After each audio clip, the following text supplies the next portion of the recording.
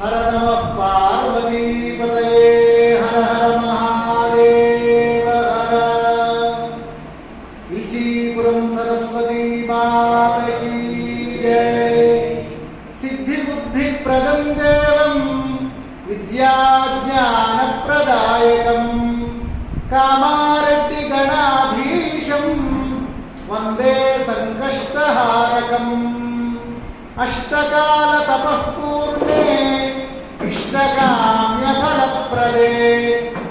कामारेड्डीपुरे तिष्ठत् सरस्वती नमोस्तुते सरस्वती नमोस्तुते। प्रमुख వేదశాస్త్ర పండితులు సరస్వతి ఉపాసకులు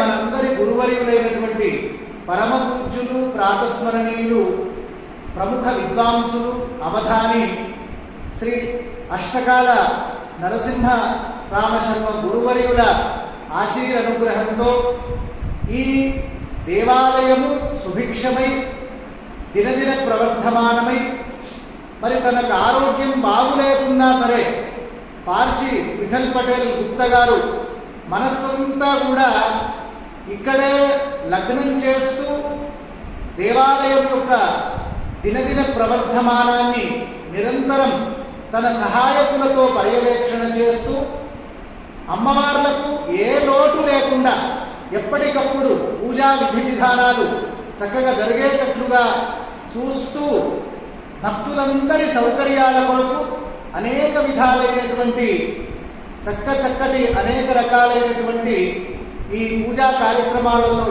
ఏ లోటు లేకుండా అన్నీ కూడా సపర్యలన్నీ కూడా చేస్తూ ఉన్న ఈ తరుణంలో ఈ శుభగురునామ సంవత్సర ఉగాది పర్వకాలము చక్కగా ఉగాది పండుగను మనమందరం భక్తి శ్రద్ధలతో చేసుకుంటున్నటువంటి సందర్భము.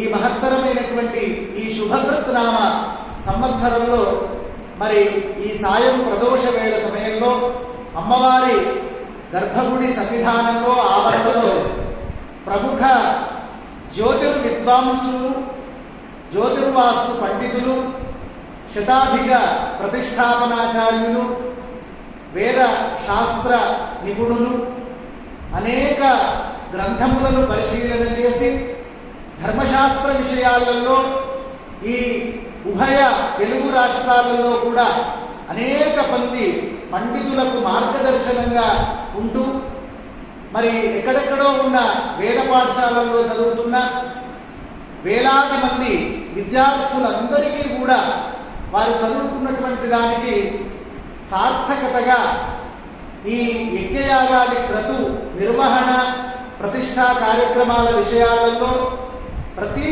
సందర్భంలో ధర్మశాస్త్ర విషయాలలో కూడా అనేక సందేహాలను తీరుస్తూ రాత్రనక పగలనక ఎప్పటికీ ధర్మం మీద ఆసక్తిని పెంచుతూ వారు స్వయంగా మహాషోడశి దీక్షను పరమ పూజ్యు శ్రీ శ్రీ శ్రీ కాశీ కరపాత్ర స్వామివారి సన్నిధానంలో స్వీకరించి నిరంతరము ఇప్పటికీ సుమారు 50 ఏళ్ల నుండి ఆ మహాషోడశి దీక్షా స్వీకరణానంతరం కూడా జపం చేస్తూ చక్కగా ఆ జప ప్రభావం వలన ఇటీవల బాసర సరస్వతి క్షేత్రంలో కూడా అనేక మంది శిష్య పరివారానికి మహాషోడశి దీక్షా కార్యక్రమాన్ని నిర్వహణ చేసి శ్రీనిత్యోపాసకులుగా పేరు ప్రఖ్యాతులుగాంచిన ప్రముఖ విద్వాంసులు ప్రాతస్మరణీయులు మా నాన్నగారు బ్రహ్మశ్రీ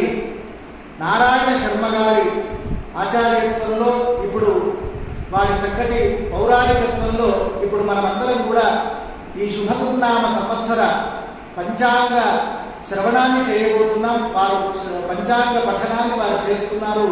శ్రద్ధగా మనమందరం కూడా వింటూ భక్తి పారవశ్యంలో ఆ కాలపురుషుడు యొక్క దివ్యమైన అనుగ్రహ పాత్రం అవుదామని చెప్పి అందరికీ శుభాశీస్సులు అందజేస్తూ వారిని ప్రారంభించవలసిందిగా కోరుతున్నాం. హర నమః పార్వతీపతయే హర హర మహాదేవ్.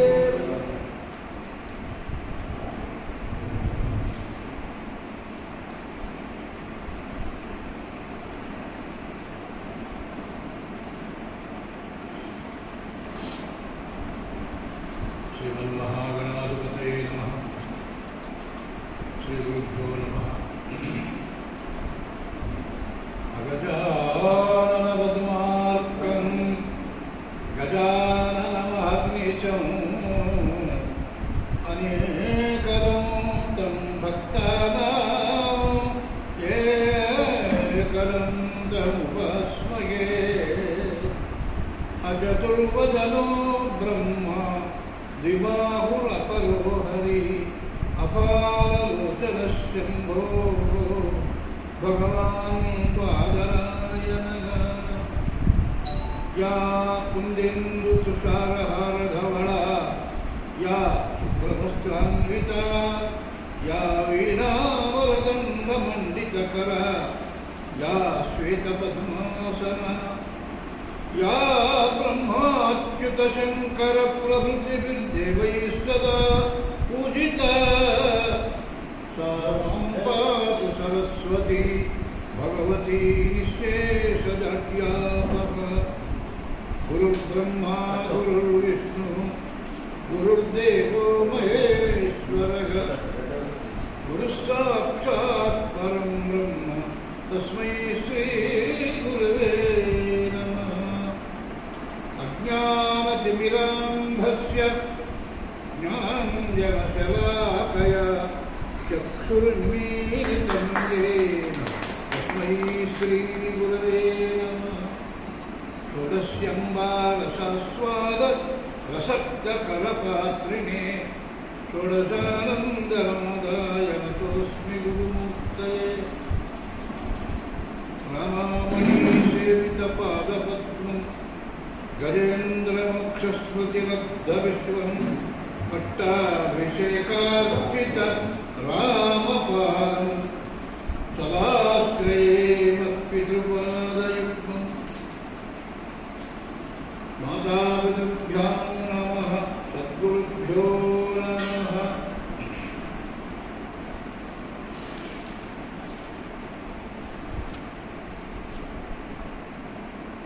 श्रीकल्याणगुणावहं त्रिपुरं दुःस्वप्नदोषापहं गङ्गास्मरणविशेषपुण्यफलदं गोदानतुल्यं नृणाम्।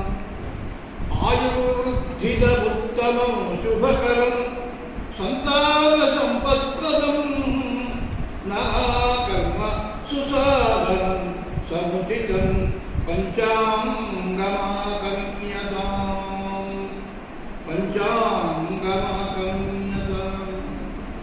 जगदम्ब विश्ववारिणी सरस्वती माता की जय।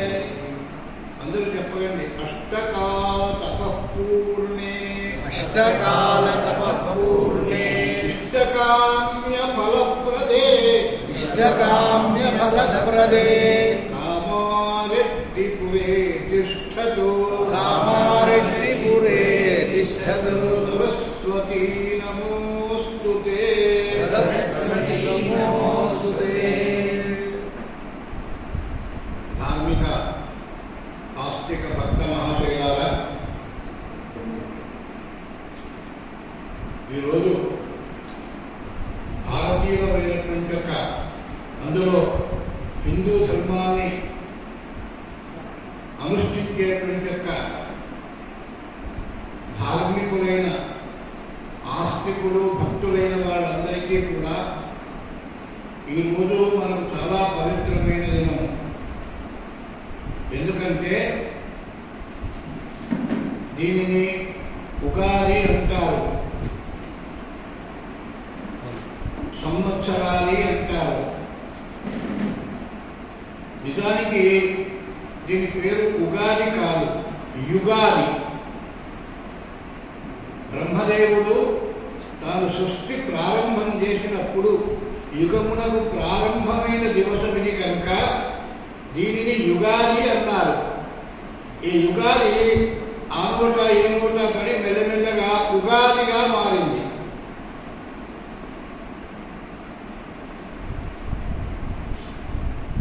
అటువంటి ఈ ఉగాది మన తెలుగు సంవత్సరాలకు తెలుగేమిటి సంస్కృతంలో కూడా ఆ సంవత్సరాలకు 60 సంవత్సరాలకు ఒక్కొక్క సంవత్సరమునకు ఒక మొదటి ప్రారంభ దివసం. ఇప్పుడు ఇవాళ నుంచి మనకు శుభకృత్ అనేటువంటి ఒక పేరు కలిగిన సంవత్సరమునకు ప్రారంభ దివసము. ఇటువంటి రోజు భారతీయులకు ఎందుకు పవిత్రమైంది అంటే వేదశాస్త్రాలు చెప్తాయి.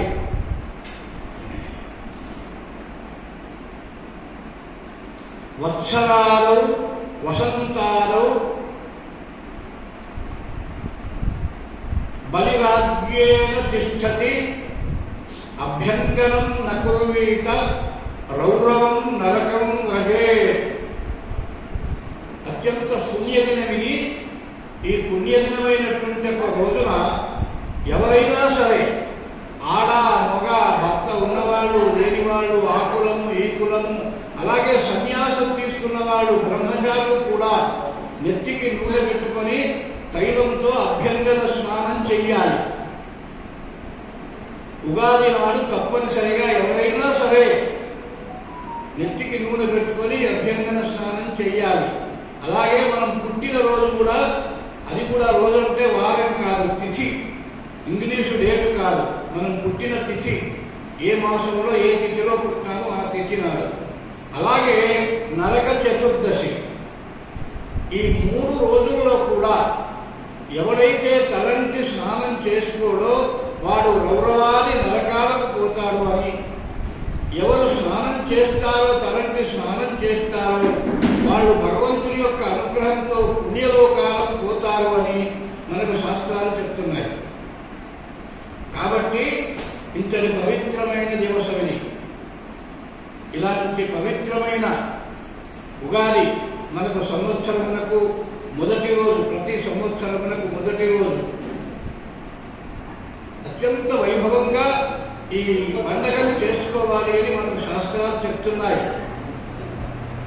ఏం చెయ్యాలి అంటే పొద్దున్నే లేచి అభ్యంగన స్నానం చేసి నూతన వస్త్రాలు ధరించి మీ ఇష్టదేవతలను పూజ చేసి నిత్యకర్మలు చేసుకొని ఆ తర్వాత 6 రుచులతో కూడినటువంటి యొక్క నింబ కుసుమ భక్షణము అంటారు. వేప పువ్వులతో కూడా తయారు చేసింది 6 రుచులు. మామిడికాయలు ఒగరు, లేత మామిడికాయలు ఒగరు, చింతపండు కొత్తది పులుపు, బెల్లము, ఉప్పు, కారము, మిరియాలు, ఈ 6 రుచులతో కూడినటువంటి ఒక పచ్చడి అంటాం మనం. సంస్కృతంలో నింబ కుసుమ భక్షణం అని పేరు. దీన్ని ప్రాసన చెయ్యాలి, పుచ్చుకోవాలి, తాగాలి. ఈ మిశ్రమాన్ని ఈ మొదటి రోజున మనం సంవత్సరానికి ప్రారంభ దివసం రోజున ఇది మనం కనుక తీసుకుంటే ఈ సంవత్సరం అంతా కూడా మనం ఆయురారోగ్యాలతో ఉంటాము. మనకు ఆయుర్వేదంలో ఈ పదార్థములకన్నిటికీ అత్యంతమైన శుభఫలితం చెప్పబడినది. ఆ విధంగా దాన్ని ప్రాసన చేసుకోవాలి. ఆ తర్వాత మన బంధువులను కూడా ఆహ్వానం చేసుకొని మనం అందరము కలిసి చక్కగా మృష్టాన్నములు భోజనం చెయ్యాలి. పూర్ణములు, పులిహోరలు మొదలైనటువంటి మృష్టాన్నములు. ఆ తర్వాత ఏ దేవాలయమునకో ధర్మస్థానమునకో వెళ్ళి మహాపురుషుల చేత పంచాంగ శ్రవణం చెయ్యాలి. ఈ రోజున చేయవలసినటువంటి కార్యక్రమం ఇది. ఇది పుణ్యదినం కనుక, పవిత్రమైన దినం కనుక, మనకు సంవత్సరం ప్రారంభం రోజు కనుక ఇటువంటి చక్కని శుభకరమైన ధార్మికమైన కార్యం చెయ్యాలి. అదే పాశ్చాత్యుల యొక్క అర్ధరాత్రి లేచి ఇష్టమైనట్టుగా తాగుతూ, ఎగురుతూ, తింటూ, నృత్యాలు చేస్తూ నానా బీభత్సం చేస్తారు అందరూ. మనకు అవసరమా? ఇవాళ మన పండుగ రోజులు మనం ఎందుకు చేయము? ఆ ఉత్సాహంగా ఇంటికి శుభ్రంగా తోరణాలు కట్టుకోమంటుంది, ఇంటికి ధ్వజములు పతాకములు పెట్టమంటుంది, చక్కగా ఇల్లును శుభ్రం చేసుకోండి, మీ ఇంట్లో మీరు ఉత్సవం చేసుకోండి, భగవంతుని ఆరాధన చేయండి, ఏదో ఒక వ్రతాన్ని ఆచరించండి. ఈ విధంగా మన హిందువుల ధర్మము, మన భారతీయుల యొక్క ధర్మము, దాన్ని మనం సక్రమంగా పాటించుకోవాలి. చెయ్యాలి.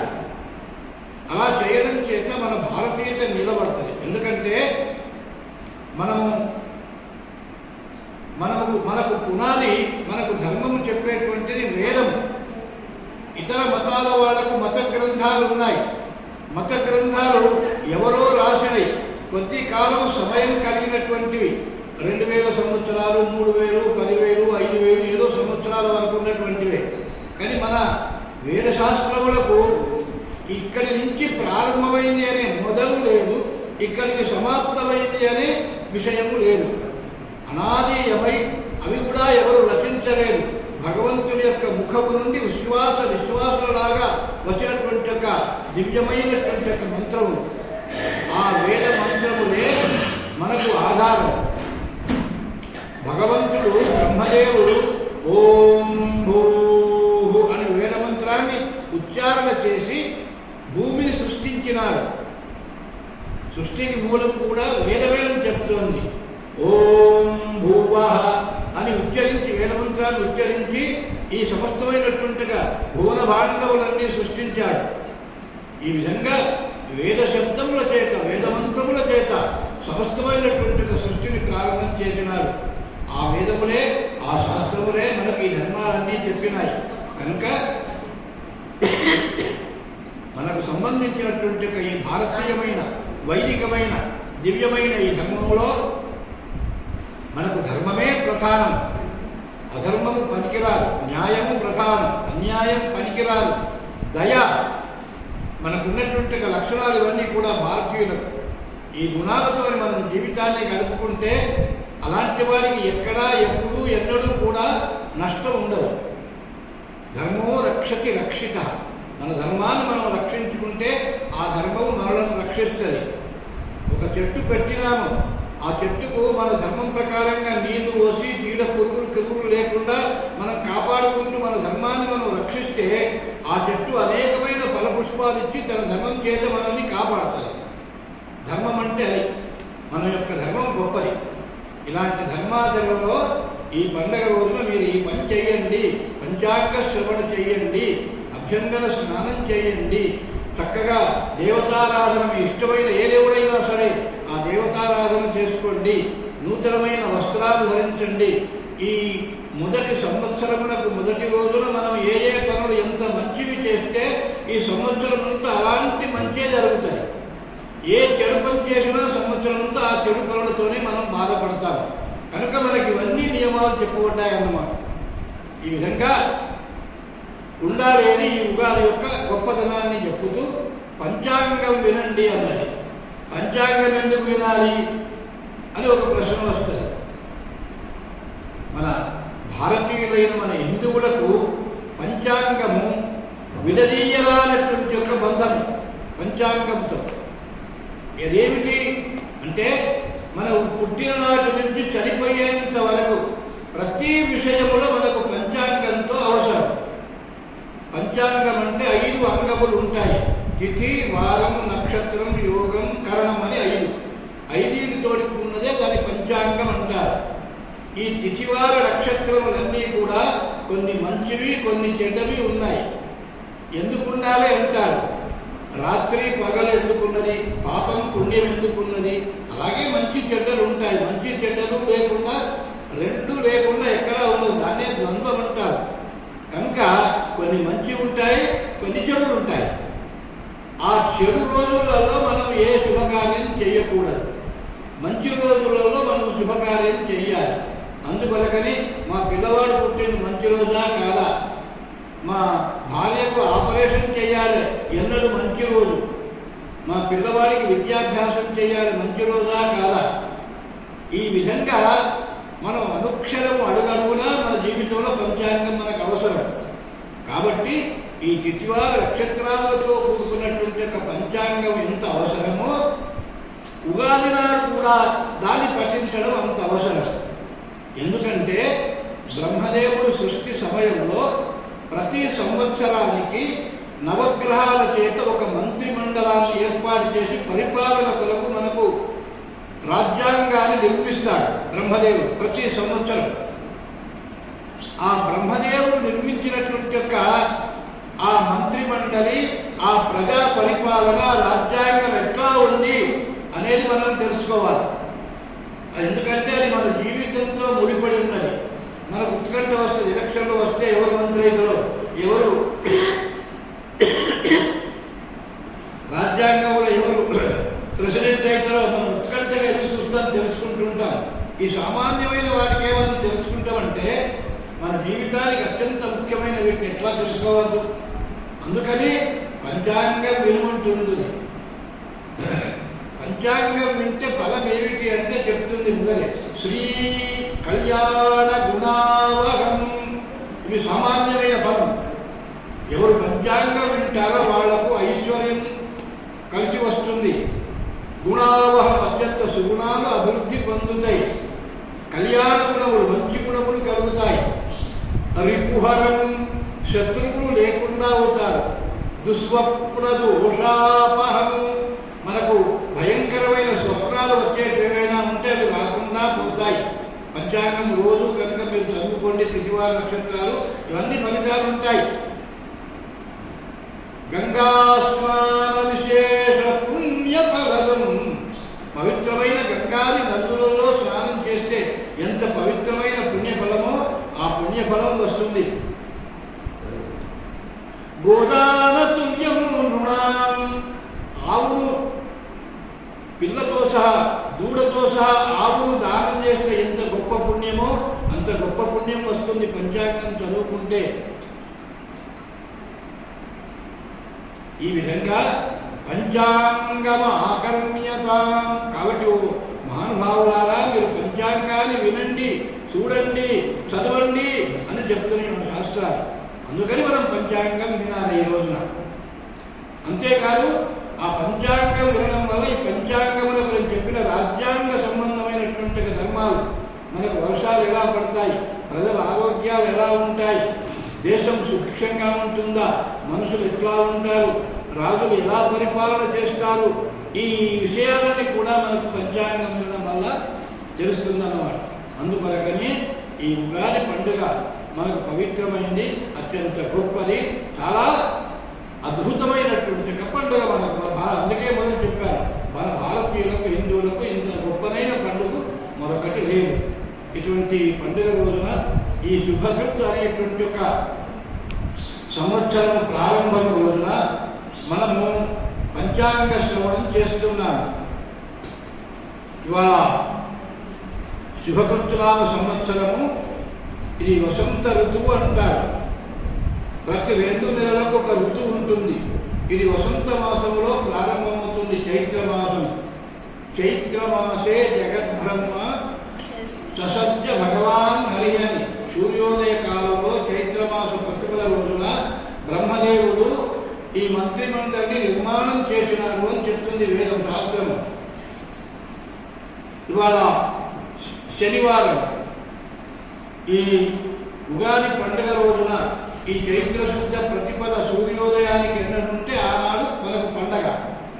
ఆ రోజున ఏ వారమైతే ఆ సంవత్సరం మొత్తానికి పరిపాలనలో రాజు ఆయన ఉంటాడు.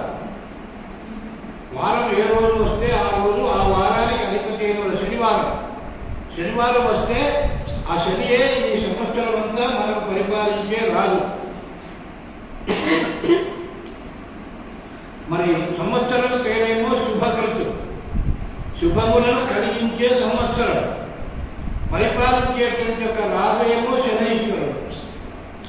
శనికి మందహాని పేరు, ఆలస్యం కలవాడు, మందబుద్ధి శని.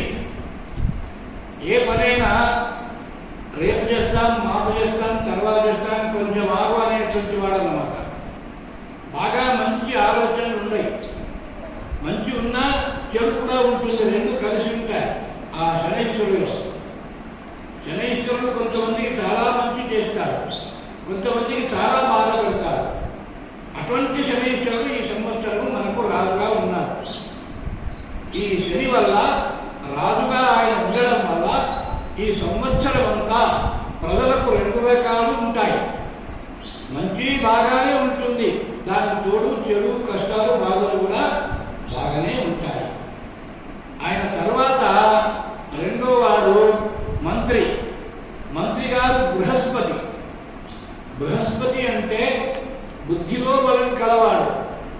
అత్యంత ఆలోచనా శక్తి కలవాడు. మనం ఇంగ్లీష్లో మెమరీ అంటాము. గొప్పనైన మెమరీ శక్తి కలిగిన వాడు. సరి అయినటువంటి సమయంలో సరి అయిన నిర్ణయాలు తీసుకోవడంలో, అందరికీ అనుకూలమైన చక్కని నిర్ణయాలు తీసుకోవడంలో, ఎవరికి ఏ కష్టం కలగకుండా ఏ బాధ కలగకుండా ఎట్లా మంచిగా జరుగుతుందో అని ఆలోచించి నిర్ణయాలు తీసుకొని సలహాలు రాజుగారికి చెప్పి రాజుగారితో చేయించేటువంటి వాడు బృహస్పతి. అటువంటి వాడు ముఖ్యమంత్రి. ఆయన మహారాజు అయితే ఆయన ముఖ్యమంత్రి. మహారాజులో ఉన్న రెండు చెడు మంచి శుభగుణాలు ఉన్నాయి కదా. ఈ మంత్రి వల్ల ఆయన శుభగుణాలకు ఎక్కువగా ప్రోత్సాహం చేసి ఆయన అప్పుడప్పుడు స్వభావం చేత కొన్ని చెడు పనులు చేస్తారు. అయినప్పటికీ ఈ మంత్రి గారు సలహాలిచ్చి నిర్ణయం చేసి చెప్పి చేయించేవాడు మంత్రి అత్యంత సమర్థవంతుడు కనుక దానివల్ల పరిపాలన సక్రమంగా సాగుతుంది. ఆయన అప్పుడప్పుడు ఏ కొన్ని చెడు పనులు చేసినా అంత పెద్దగా ఇబ్బంది ఉండదు. మళ్ళీ దాన్ని సవరిస్తాడు గురువు గారు. ఆ విధంగా మనకు దేశానికి మంత్రి ఎవరు? బృహస్పతి. రాజుగారు శనైశ్వరుడు. అలాగే సేనాధిపతి రాజ్యమును రక్షిస్తూ సరిహద్దులను కాపాడుతూ ప్రజలకు రక్షణగా ఉంటూ ఎన్ని బాధలైనా కష్టాలైనా ఓర్చుకొని దేశాన్ని ప్రజలను రక్షింపజేసేటువంటి వాడు సైన్యాధ్యక్షుడు. సైన్యాన్ని సరైన పద్ధతిలో నడిపించేటువంటి వాడు.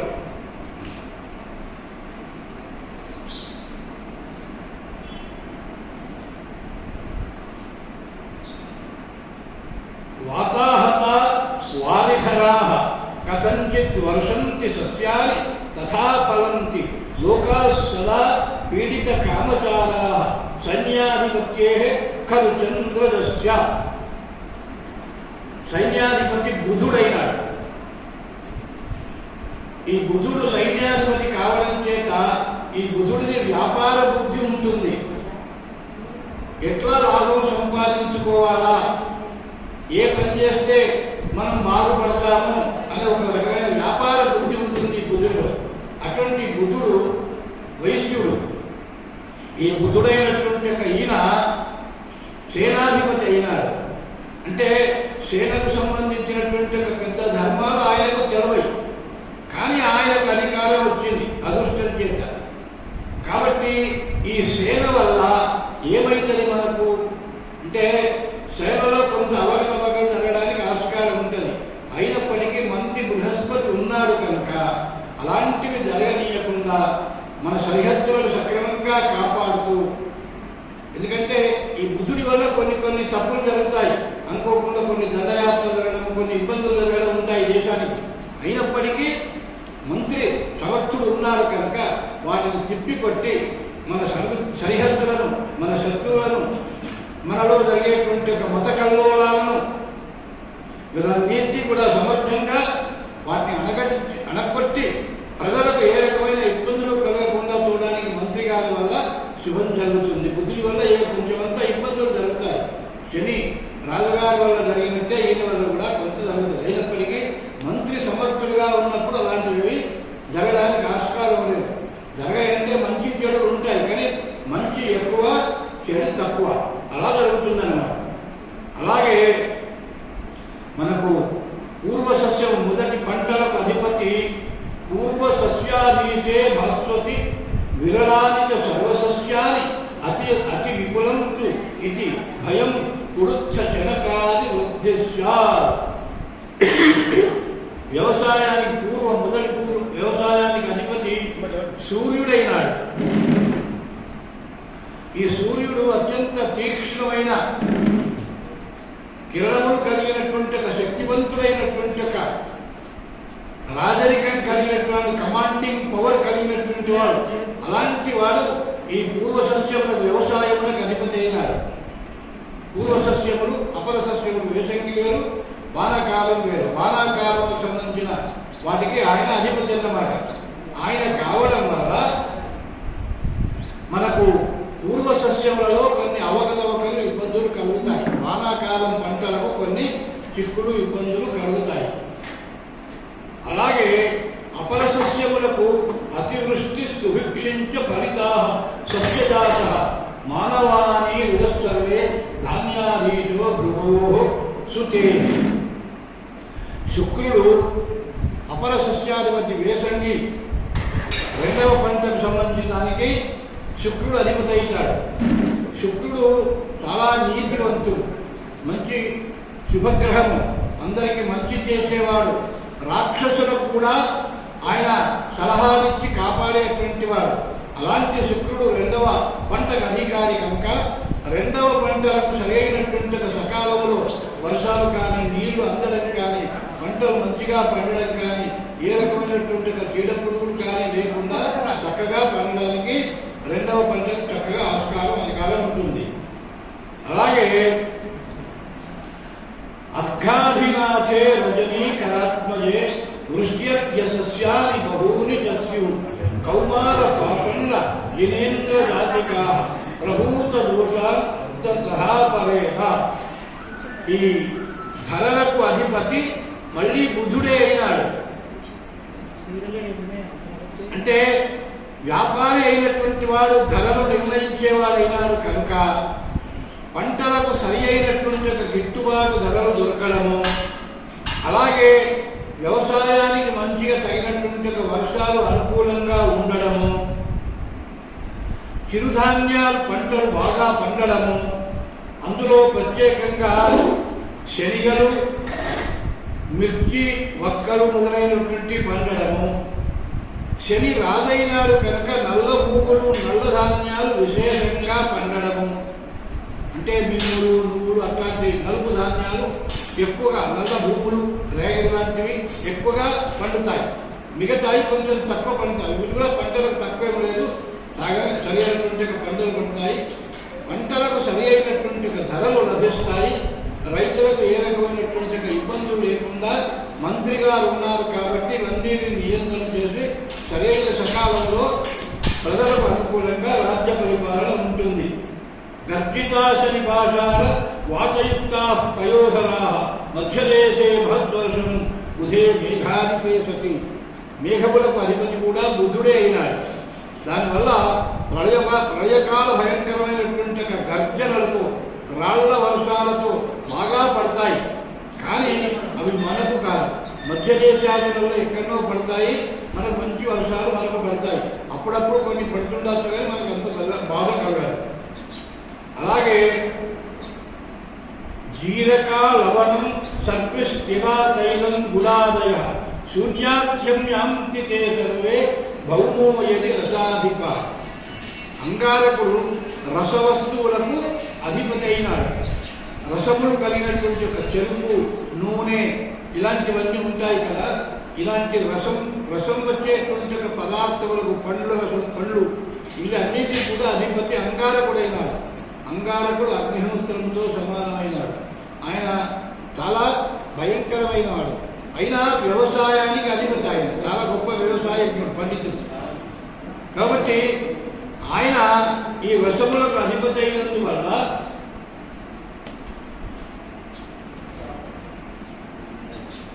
రసవస్తువులన్నీ సమృద్ధిగా పండుతాయి, ధరలు తగ్గుతాయి.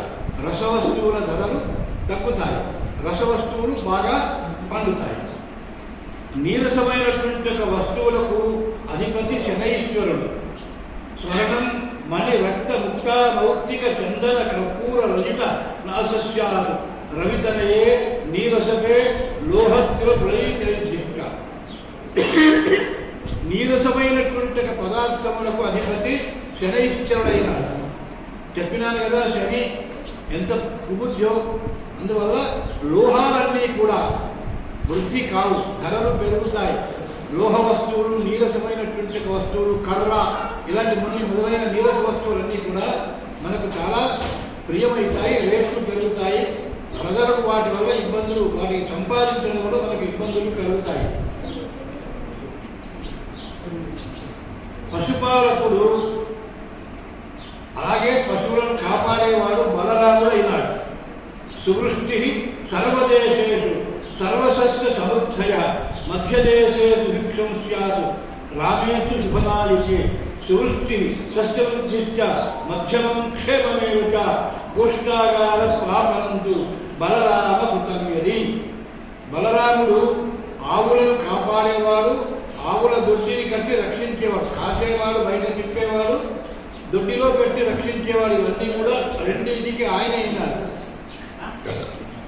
పశువుల కాపరి, పశు పాలకుడు రెండు ఆయన అయినారు కనుక ఆయన మనకు తెలుసు కదా, గోపాలుడే. పాలు, పెరుగు, నెయ్యి మొదలైనటువంటి పదార్థాలు చాలా అభివృద్ధి ఉంటుంది, అందుబాటులో ఉంటాయి. పశువులకు ఏ రకమైనటువంటి కష్ట నష్టాలు ఉంటాయి. గోవులు మొదలైనటువంటి పశువులు మంచి వృద్ధిలో ఉంటాయి. ఈ సంవత్సరం బాగుంటుంది.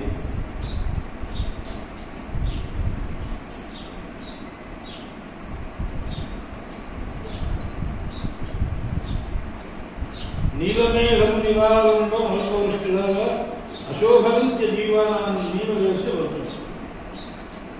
ఇకపోతే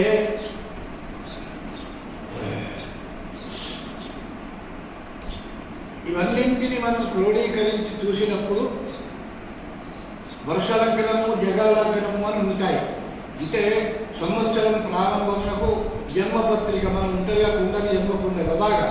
అలాగే ఈ వర్షమునకు, సంవత్సరమునకు, ఈ కాలమునకు రెండింటికి రెండు చక్రాలు. ఆ చక్రాలలో గ్రహాలు ఉంటాయి. గ్రహాలను బట్టి మనం ఎట్లా రాజ్యాలను చూసుకుంటామో ఈ పంచాంగంలో ఉండే గ్రహాలను బట్టి కూడా దేశం యొక్క లక్షణాన్ని ఈ సిద్ధాంతులంతా దాని గురించి రాస్తారు.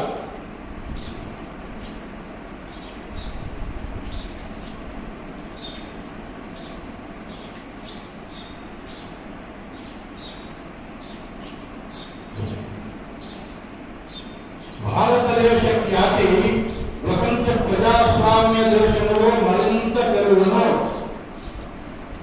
భారతీయ విద్యా సంస్థలకు అంతర్జాతీయ ఖ్యాతి, ఆర్థికాభివృద్ధి రేటు పెరుగుట, పారిశ్రామిక ఉత్పత్తులు పెరుగుట, కొంత వ్యతిరేకత ఉన్నను పాఠ్యాంశాలలో భారతీయ సనాతన ధర్మములకు ప్రాధాన్యత కలిగి ఉండుట, బీహార్ అభివృద్ధిపై కేంద్ర ప్రభుత్వం ప్రత్యేక శ్రద్ధ, ఉగ్రవాద చర్యలను ఉక్కుపాలనతో అణచివేయుట, అంతర్జాతీయ వేదికలపై భారత వ్యతిరేక శక్తుల కుట్రలను ప్రభుత్వం సమర్థవంతంగా ఎదుర్కొనుట, అయోధ్య మొదలైన హిందూ ఆలయములపై ఉగ్రవాదుల కుట్రలను ప్రభుత్వం సమర్థవంతంగా ఎదుర్కొనుట, ఉన్నత పదవులలో స్త్రీల ప్రాధాన్యము పెరుగుట, చట్టసభలలో స్త్రీల సంఖ్య పెరుగుట, కాశ్మీరులో వలస వెళ్లిన పండిత్ కుటుంబాల పునరాగమనం పెరుగుట, ఒకతో కాశ్మీరులో ఎన్నికలు జరుగుట, రాజకీయ గందరగోళ పరిస్థితులు, న్యాయస్థానంలో జాతి వ్యతిరేక శక్తులపై విలక్షణమైన తీర్పులు వెలువడే అవకాశం, న్యాయమూర్తులకు మరింత రక్షణ కల్పించడానికి చర్యలు తీసుకునే అవకాశం, శత్రుదేశ దాడులతో సరిహద్దులలో కొంత ఉద్రిక్త వాతావరణం ఉన్నను భారత సైన్యం యొక్క శక్తి సామర్థ్యాలు ప్రభుత్వ రాజనీతిజ్ఞతతో యుద్ధ వాతావరణం తొలుగుతారు. తెలంగాణలో లఘు చిన్న తరహా పరిశ్రమలకు ప్రభుత్వ ప్రోత్సాహాలు పెరుగుతాయి.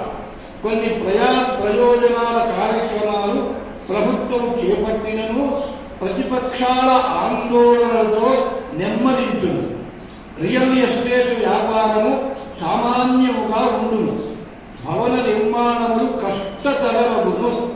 మీడియా రంగంలో అవకతవకలు, కొన్ని సామాజిక వ్యతిరేక వార్తల ప్రసారములపై చట్టసభలు కఠినంగా వ్యవహరించే అవకాశం, కొన్ని కేంద్ర ప్రభుత్వ చట్టాలపై ప్రజా వ్యతిరేకత కలుగు అవకాశం, కేంద్ర మంత్రి వర్గంలో ఒకరు లేదా ఇద్దరి మంత్రులకు కష్టము నష్టము, ఒకతో అభియోగాలు, పదవీ భంగములు, చట్టసభలలో ప్రతిపక్షముల దూకుడు పెరుగుడు, ఒకతో ప్రతిపక్షంలోని మహిళా నేతలకు అరిష్ట సూచన, కరోనా భయం తగ్గినను ఆరోగ్య రంగము కొంత ఆందోళనకరంగా ఉండు అవకాశము కలదు, ఒకతో ఎముకల సంబంధమైన వ్యాధులు ఎక్కువగా ప్రబలును, కొన్ని చోట్ల అతివృష్టి కొన్ని చోట్ల అనావృష్టి, సస్యములు స్వల్పముగా ఫలించును.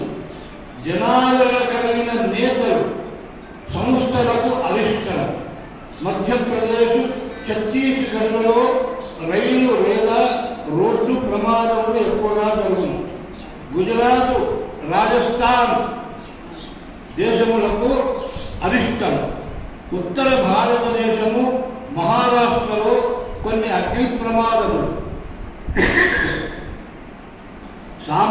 సామూహిక ప్రమాదములు, ప్రాకృతిక ఉపద్రవములు, ఒకచో భూకంప సూచనలు కలుగును. దక్షిణ భారతదేశము, ఉత్తరప్రదేశ్లలో రాజకీయ కల్లోలములు, నాయకులకు పదవీ భంగములు, ఒకచో రాజీనామాలు. Brazil, Britain, France, Italy, Spain దేశాలలో ప్రజా ఆందోళనలు, ప్రాకృతిక ఉపద్రవాలు, సామూహిక ఉపద్రవాలు మొదలగు ఫలితములు కలగవచ్చును. ఈ సంవత్సరము ప్రపంచమంతా వాతావరణము సమతుల్యత లేకపోవచ్చును. చైత్ర వైశాఖ మాసములందు ప్రతిపక్ష నేతలకు అరిష్టము. కాశ్మీర్లో ఉగ్రవాద చర్యలు, ఒకచో రైలు రోడ్డు ప్రమాదములు. జ్యేష్ఠ ఆషాఢ మాసములందు వెండి బంగారము ధరలు తగ్గును. రాజకీయ ఒడిదుడుకులు. కార్తీక మార్గశిర మాసములందు వైద్య రంగములో మోసములు బయటపడతాయి. పంజాబ్, ఉత్తరప్రదేశ్, ఒరిస్సాలలో ప్రాత్రిక ఉపద్రవములు, సైన్యములకు అరిష్టములు.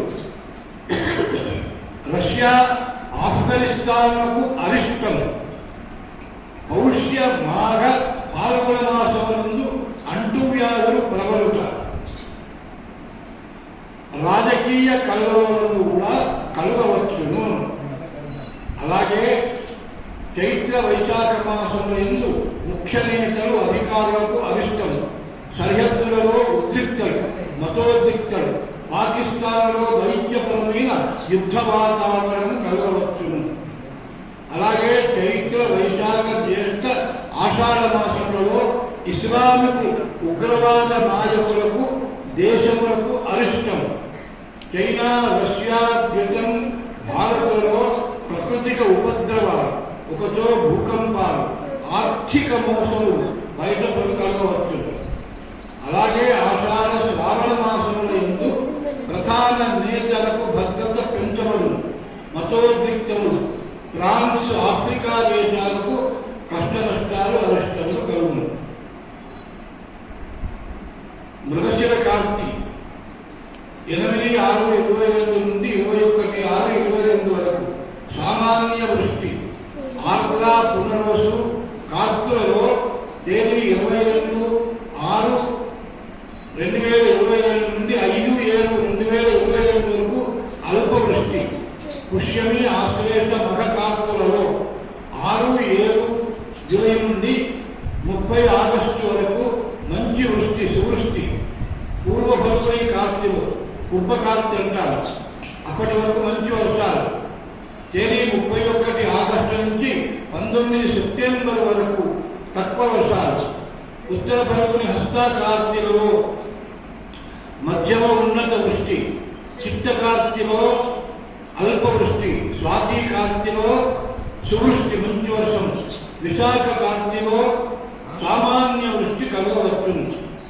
ఏక ఆఢక పరిమిత వర్షం, చతురాఢక పరిమిత వాయువు కలగవచ్చును. వాతావరణ సమతుల్యత కొంత లోపించి సస్యములు సామాన్యముగా ఫలించును.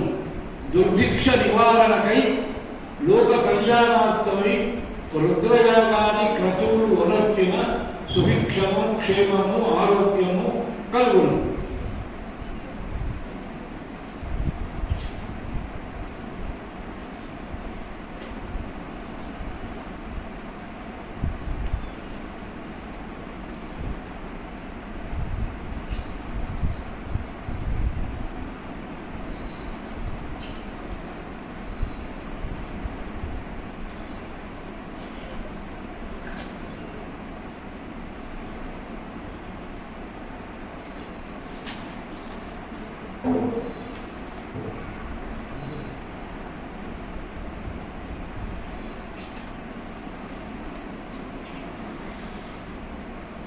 ఇక మకర సంక్రాంతి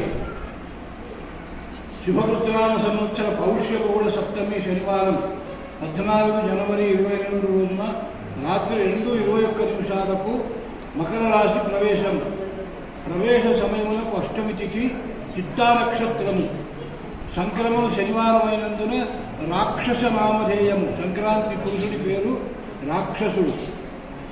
నిర్మలోదక స్నానం వల్ల దేశానికి మంచి వృష్టి కలుగుతుంది. ముతుగాక్షత ధారణము పెసరపప్పుతో పంటలకు నాశనం ఉంటుంది. హరిత వస్త్రధారణము చంద్రలేపనము బకుళ పుష్పము పొగడ పువ్వు ధారణము ముత్యము ధారణము తామ్రపాత్ర ధారణము భిక్షాహారము విప్రులకు హాని. మామిడి పండ్లు తినడం వలన మామిడి పండ్లు తక్కువ. అలాగే సర్పజాతి కృష్ణ వాహనము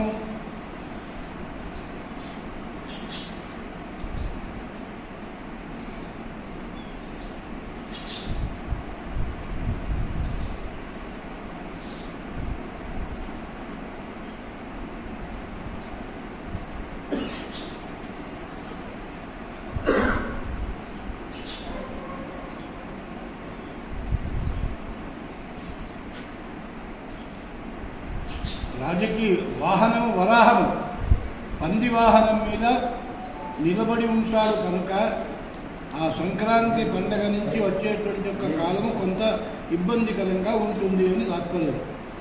అలాగే ఈ సంవత్సరము చైత్రశుద్ధ ద్వాదశి అంటే 13 ఏప్రిల్ రోజున పగలు 3:50 బృహస్పతి మీనరాశిలో ప్రవేశించడం చేత ప్రణీతా నదికి సార్థ త్రికోటి పుష్కర. ప్రణీతా నది అంటే ప్రాణహిత అంటాం. మన కాళేశ్వరం అక్కడ పుష్కరుడు ఈ సంవత్సరం. అలాగే భాద్రపద బహుళ చతుర్థి 14 సెప్టెంబర్ నుండి మార్గశుద్ధ నవమి అంటే డిసెంబర్ 2 వరకు శుక్రమూఢమ.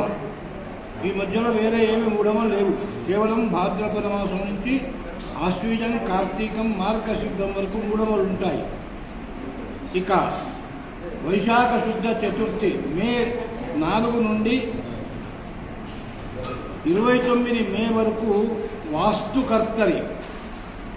ఈ వాస్తుకర్తరిలో అగ్నికర్తరి వాస్తుకర్తరి అనే దీంతో మనము బావులు తవ్వడము గుడిసెలు వేసుకోవడము ఇల్లు కట్టడము ఇలాంటి చెట్లు కొట్టడం లాంటివి పనికిరావు. గృహప్రవేశం మాత్రం పనికి వస్తుంది. అలాగే ఆశ్వీజ బహుళ అమావాస్య అంటే 25 అక్టోబర్ ఆ రోజున గ్రస్తాగ్రస్త అస్తమయ పాక్షిక సూర్యగ్రహణం. సూర్యుడు అస్తమించే సమయంలో సూర్యగ్రహణం వస్తుంది. సాయంత్రం 5:02 గ్రహణం ప్రారంభమవుతుంది. అలాగే 6:25 గ్రహణం సమాప్తమవుతుంది. సూర్యాస్తమయమేమో 5:49 సూర్యాస్తమయం అయితే 5:02 గ్రహణం అంటే సూర్యుడు అస్తమయం కాబోయే సమయంలో గ్రహణం వస్తుంది. కాబట్టి అది కూడా మంచి పుణ్యప్రదమైనటువంటిదే. ఆ రోజు మధ్యాహ్నం వరకు భోజనాలు చేయవచ్చు. మధ్యాహ్నం తర్వాత పనికిరాదు. దానములు ధర్మములు స్నానములు అన్నీ కూడా సాయంకాలమే ఉంటాయి. ఇక కార్తీక శుద్ధ పున్నమ నాడు అంటే నవంబర్ 8 నాడు అద్భుతమైనటువంటి ఒక చంద్రగ్రహణం ఉంటుంది. చంద్రగ్రహణము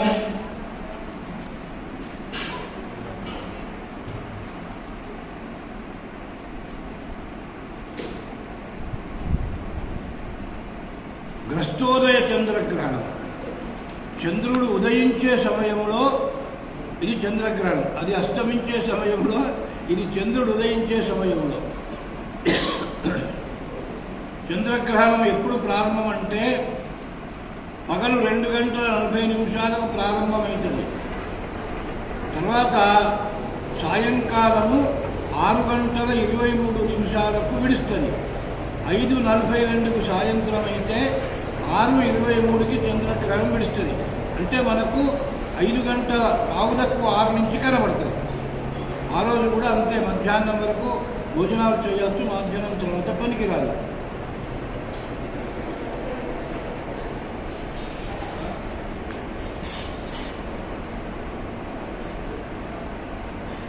వర్షధాన్యాలని మనకు వర్షం 13 వాళ్ళు, ధాన్యం 5 వాళ్ళు, శీతం చలి 5 వాళ్ళు, గడ్డి పెరుగుట 13 పాళ్ళు, ఉష్ణం 17 వేడి, మారుతం 13, ప్రజావృద్ధి 15, దాని నాశము 15, రాజవిగ్రహం 11, ఉగ్రం 11, పుణ్యం 11, పాపం 11, వ్యాధులు 50లో 19వ అంశము, అలాగే ఉపశమనం 3 అంశములు, ఆచారం 9, అనాచారం 9, ప్రజల జననం 7, మరణం 7, దేశం యొక్క కష్ట నష్టాలు 13, దేశం యొక్క శుభత్వం 11, చోర భయం 3, దాని నాశనము 9, అగ్ని భయం 17, దాని నాశనం 5. ఈ విధంగా మనకు అనేక విషయాలను గురించి ఎన్ని వాళ్ళు ఏదేది ఉంటుంది అని దీన్ని చెప్పబడుతుందన్నమాట.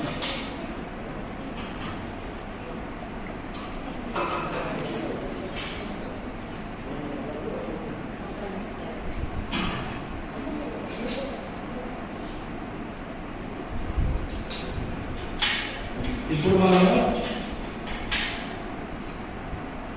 పంచాంగం యొక్క గొప్పదనాన్ని, దాన్ని వినడం యొక్క గొప్పదనాన్ని, మన ఈ సంవత్సరంలో మన దేశానికి, ప్రజలకు, మనకు జరిగేటువంటి శుభాశుభములను గురించి, సామూహికంగా ఉండేటువంటి ధర్మాలన్నీ కూడా మనం తెలుసుకున్నాము.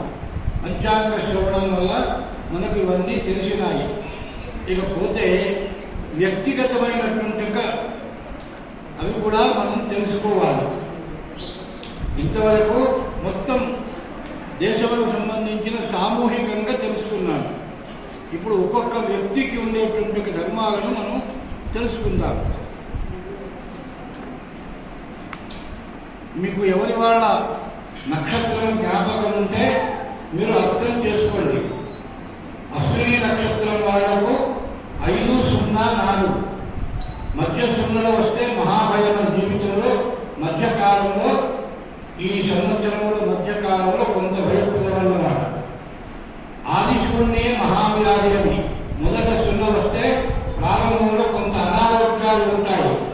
భరణి నక్షత్రం వాళ్లకు మొదలు 0, ఆ తర్వాత 1, 2. కృత్తిక వాళ్లకు అంత్యంలో 0, అంత్యంలో 0 ఉన్న వాళ్లకు కొంచెం శుభం, ఆకలిలో శుభం కలుగుతుంది కొంచెం. అలాగే మృగశిరకు 1, 1, 1, ఆర్ద్రకు 4, 2, 4, పునర్వసు 7, 6, 7, 0, 2, పుష్యమి 2, 1, 0, ఆశ్లేష 5, 2, 3, మగ 0, 0, 1, పుప్ప 3, 1, 4, ఉత్తర 6, 2, 2, హస్త 1, 0, 0, చిత్త 4, 1, 3, స్వాతి 7, 2, 1, విశాఖ 2, 0, 4, అనురాధ 5, 1, 2, జ్యేష్ఠ 0, 2, 0, మూల 3, 0, 3, పూర్వాషాఢ 6, 1, 1, ఉత్తరాషాఢ 1, 2, 4, శ్రవణం 4, 0, 2, ధనిష్ట 7, 1, 0, శతభిషం 2, 2, 3, పూర్వాభాద్ర 5, 0, 1, ఉత్తరాభాద్ర 0, 1, 4, రేవతి 3, 2, 2. వీటిని కందాయ ఫలితములు అంటారు. ఇక ఆదాయ వ్యయములు, రాజపూజ్యములు అని మీ రాశిని మీరు తెలుసుకుంటే తెలుసుకోండి. మేషరాశి వాళ్లకు 14 వాళ్ళ ఆదాయము, 14 వాళ్ళ ఖర్చు. వృషభ రాశి వారికి 8 వాళ్ళ ఆదాయము, 8 వాళ్ళ ఖర్చు.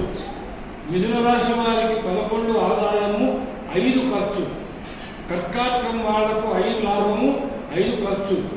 సింహం వాళ్లకు 8 ఆదాయము 14 ఖర్చు, కన్య వాళ్లకు 11 లాభము 5 ఖర్చు, తుల 8 లాభము 8 ఖర్చు, వృశ్చికము 14 లాభము 14 ఖర్చు, ధనుస్సు 2 ఆదాయము 8 ఖర్చు, మకరము 5 ఆదాయము 2 ఖర్చు, కుంభము 5 ఆదాయము 2 ఖర్చు, మీనము 2 ఆదాయము 8 ఖర్చు.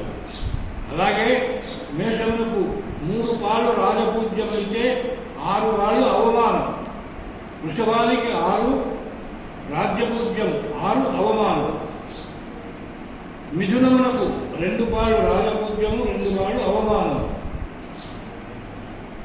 కర్కాటక రాశి వారికి 5 పాళ్ళ రాజపూజ్యము 2 అవమానం, సింహరాశి వారికి 1 రాజపూజ్యము 5 అవమానం, కన్య 4 రాజపూజ్యము 5 అవమానం, తుల 7 రాజపూజ్యము 5 అవమానం, వృశ్చికం 3 రాజపూజ్యం 1 అవమానం, ధనుస్సు 6 రాజపూజ్యం 1 అవమానం, మకరం 2 రాజపూజ్యం 4 అవమానం, కుంభం 5 రాజపూజ్యం 4 అవమానం, మీనం 1 రాజపూజ్యము 7 అవమానం. ఇవన్నీ కూడా మీ నక్షత్రము రాసులు మీకు జ్ఞాపకం ఉన్నవాళ్ళు వీటిని తెలుసుకోండి. ఈ విధంగా మనం ఇవాళ ఈ పంచాంగ శ్రవణము ద్వారా అనేకమైనటువంటి విషయాలను ధర్మాలను తెలుసుకున్నాము. మనం ప్రతి విషయంలో మనం మంత్రుల గారి దగ్గరికి వెళ్ళి పంచాంగమును అడిగి మనకు కావలసినటువంటి పనులన్నీ మనం చేసుకుంటాము. అది వ్యవసాయమా, వ్యాపారమా, వివాహమా, గృహప్రవేశమా, జీవితంలో ఏదైనా ప్రతిదానికి మనకు అవసరమైనటువంటి కనుక ఈ పంచాంగం మన జీవితంలో అత్యంత శ్రేష్టమైంది. ఇది మన దగ్గర పెట్టుకొని ఎప్పుడు ఏది మంచి రోజో ఏది చెడ్డ రోజో చూసుకొని దాని ప్రకారంగా మనం ఆచరించవచ్చు. తెలుగుని వాళ్ళు పంతులు గారిని అడగవచ్చు. ఇలాంటి పవిత్రమైన ఈ సంవత్సరములకు మొదటి రోజైన ఉగాది పండుగ రోజున మంచి పవిత్రమైన ఈ పంచాంగ శ్రవణం చేత మనమంతా ధన్యులమైనాము. ఆ మహాసరస్వతి అమ్మవారి యొక్క కరుణతో ఈ సంవత్సరము మనకు, మన దేశానికి, మన ప్రజలకు, ఈ ప్రాంత ప్రజలకు కూడా అత్యంత ఆనందకరమైన జీవితాన్నిచ్చి సుఖ సౌభాగ్యాలనిచ్చి అమ్మ ఎల్లప్పుడూ కాపాలి అని నేను ప్రార్థిస్తున్నాను. సరస్వతి అంటే మనకు అన్ని దేవతలలో ప్రథమ దేవత. ఈ పంచాంగం ఎట్లా మనకు జీవితానికి అవసరము, సరస్వతీ దేవి కూడా మనకు జీవితానికి అట్లాగే అవసరం. ఎందుకంటే మనము పుట్టగానే మాట్లాడవలసినటువంటి అక్షరాలు ఏమిటివి? అమ్మా, ఆ దగ్గర నుంచి ప్రారంభమవుతుంది. అలాగే నాన్న, బావ, తాత, ఈ అక్షరాలు ఎన్ని అయినా ఎవరివి అంటే అమ్మాయి సరస్వతీదేవి. దానిని మాతృకా సరస్వతి అంటారు. ఈ అక్షరాల సమూహాన్ని శాస్త్రంలో మాతృకా సరస్వతి అంటారు. మాతృకలంటే అక్షరాలు, ఒకటి ఆ, ఆ, ఈ, ఉప్పు అనేది. ఈ అక్షరాల సమూహమే మొత్తం కలిస్తే అమ్మ రూపం, సరస్వతి యొక్క రూపం. మన జీవితంలో మాట్లాడని వాడు ఎవరు ఉంటాడు? పుట్టినప్పటి నుంచి చచ్చేదాకా ఏదో ఒక అక్షరం మనం పలకవలసిందే. అంటే మన నోట్లో, మన నాలుక మీద అనుక్షణము సరస్వతీదేవి నాట్యమాడుతుంటుంది. అటువంటి నాట్యమాడేటువంటిగా అమ్మలను కన్నా మా సరస్వతీదేవి, ఆమె మనకి ఇక్కడ పొడవు ఉన్నది. మన విఠల్ పటేల్ గారి యొక్క ఉదారత్వం చేత ఈ అద్భుతమైనటువంటి అమ్మవారి స్థానము, అలాగే మన అష్టకాల నరసింహారామ శర్మ గారి యొక్క దివ్యమైన తపఫలితము, ఈ అద్భుతమైన అమ్మవారి యొక్క క్షేత్రంలో మనము ఈ పంచాంగ శ్రవణం చేసినాము. దీనివల్ల మీరు, మేము, మనమందరం కూడా ఆ సరస్వతీదేవి యొక్క అనుగ్రహంతో సుఖశాంతులతో చక్కగా జీవించి భగవంతుని యొక్క అనుగ్రహం పొందాలి అని నేను ప్రార్థిస్తూ ఇంతటితో ఈ కార్యక్రమాన్ని సమాప్తం చేస్తున్నాను. స్వస్తి ప్రజాభ్య పరిపాలయంతాం న్యాయేన మార్గేణ మహీం మహీషాః గోబ్రాహ్మణేభ్య శుభమస్తు నిత్యం. లోకాః సమస్తాః సుఖినో భవంతు.